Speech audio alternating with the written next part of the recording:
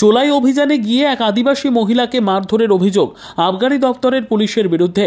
ঘটনার প্রতিবাদ জানিয়ে পথ অবরোধ সহ আবগারি দপ্তর ঘেরাও করে বিক্ষোভ আদিবাসী সমাজের। এদিন তীরধনুক লাঠি হাতে আদিবাসীরা আন্দোলনে নামায় ব্যাপক চাঞ্চল্য ছড়ায় তপন চৌপতি সহ আবগারি দপ্তরের সামনে। যদিও অপ্রীতিকর ঘটনা এড়াতে ঘটনাস্থলে মোতায়েন ছিল বিশাল পুলিশ বাহিনী ও র্যাব। উল্লেখ্য, গত শুক্রবার তপন থানার শিবপুরে চোলাইয়ের ঠেক ভাঙতে অভিযানে যায় আবগারি পুলিশ। শিবপুরের বেশ কয়েকটি এলাকায় চোলাইয়ের ঠেক ভাঙার পাশাপাশি আবগারি পুলিশ হাজির হয় শেফালি ওরাও নামে এক মহিলার বাড়িতে। সেখান থেকে উদ্ধার হয় চোলাই। এরপর আবগারি কর্মীরা জোর করে শেফালি দেবীর বন্ধ ঘর খুলতে চায় বলে অভিযোগ। তা নিয়ে শুরু হয় বচসা। অভিযোগ, সেই সময় আবগারি দফতরের কর্মীরা ওই মহিলাকে মারধর করে বলে অভিযোগ। আর এতে অসুস্থ হয়ে পড়েন শেফালি দেবী। ঘটনার পর স্থানীয় মানুষজন মহিলাকে উদ্ধার করে বালুরঘাট সুপার স্পেশালিটি হাসপাতালে নিয়ে যায়। এই ঘটনা জানাজানি হতেই ব্যাপক শোরগোল পড়ে যায় তপন ব্লক সহ জেলা জুড়ে।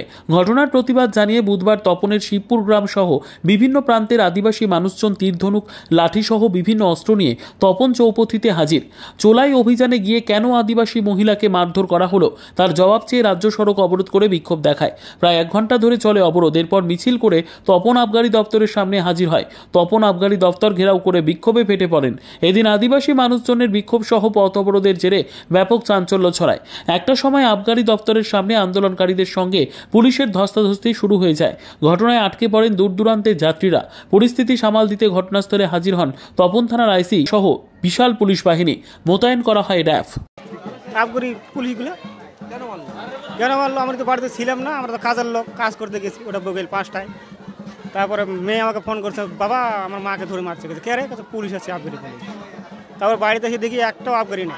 বাড়িতে এসে দেখি এমন মার, হাতগুলো কালো হয়ে গেছে, এগুলো কালো হয়ে গেছে, পেটে পুড়া মারছে এভাবে করে। বালুরঘাট হসপিটাল, ওখানে 3 দিন ভর্তি ছিল। ওখান থেকে ছুটি দিয়ে নিয়ে এসে পরের দিন গাড়িতে নিয়ে এসে তো আবার ব্যথা বলছে। আবার ওখান থেকে আবার রিটার্ন করে চলে আসলাম গঙ্গারামপুর নার্সিংহোমে। হ্যাঁ, কাল গঙ্গারামপুর নার্সিংহোম। ওখানে ভর্তি নেয়নি। ওরা বলছে তোদের আবগারি ব্যাপার তো সরকারি ব্যাপার, তোরা সরকারি হাসপাতালে নিয়ে যাও। আবার কাল দিকে ভর্তি করলাম। কাল দিকে 2 দিন থাকার পরে তারপর ছুটি হলো। না, চুলাই টলে কিচ্ছু না, চুলটুলু কিচ্ছু নাই। আমাদের মোষ পূজা ওই দিন ছিল, 2টা হাঁড়িয়ে ছিল, ওই 2টা হাঁড়িয়ে ভেঙে চলে আসছে। তাহলে মোষ পূজা আমি কি হাঁড়িয়ে দিব? আমাদের শরীরের হাঁড়ি দিব না? আমি কি চাইছেন তাহলে আপনারা? বিচার চাই। আর যে মারছে তাকে সাসপেন্ড করা হোক, চাকরি থেকে সারা জীবন যেন বন্ধ হয়ে যাবার। তারপর ব্যবসা করে খায় না, চুরি করে খাওয়া এখন বুঝে নেবে। একটা মহিলা হয়ে মহিলার গায়ে হাত দিচ্ছে, ওর একটা বিবেক হলো না? রবিনু রাও কিছু না, আমরা বসেছিলাম, পুলিশ আসলে আমাদের তো ভয় থাকে না। আমরা চাবি মেরে আমি পালাচ্ছিলাম, তোমার চাবি দে। তো আমার কাছে আমি বলছি দিব না। কেউ কি দিবে বাড়ির চাবি? দিবে না।